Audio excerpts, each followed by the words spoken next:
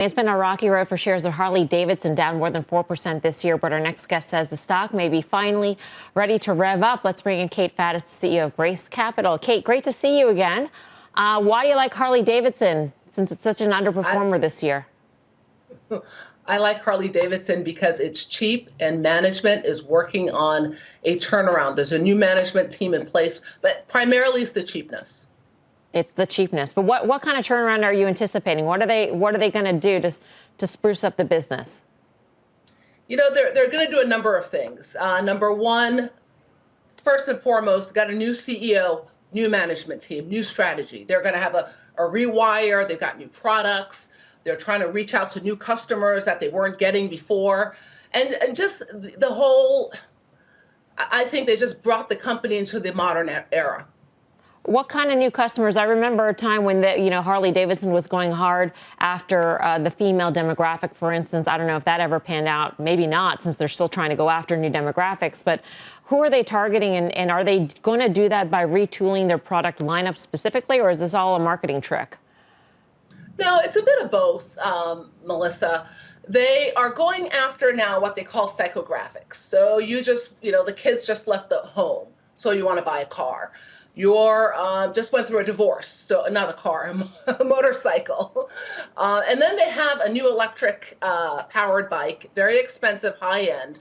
And they're doing a better job of understanding who their customer is. They're people who can afford this, people who are in the position to spend this, and they're going after them. It's no more the scattershot approach.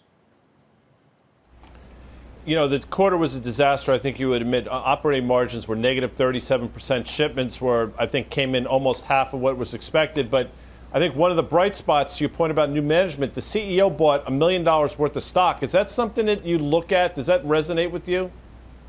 It does, because, he's putting his money where his mouth is. Now, you got to remember, we had COVID, okay?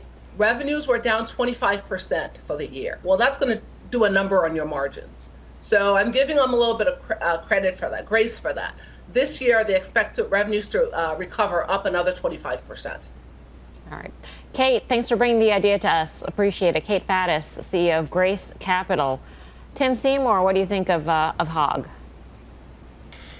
I think there's probably valuation argument for it. I think the excitement around around the company, I think, is something that's probably 4 or 5 years past its prime. The concept of an electric Harley, just I can't ever get my hands around that. So I think the valuation is very interesting. The Hardwire kind of announcement was obviously a disaster, and I think the stock working off of really negative expectations is part of what Kate is talking about, and part of where I think there's upside relative to where expectations were so awful.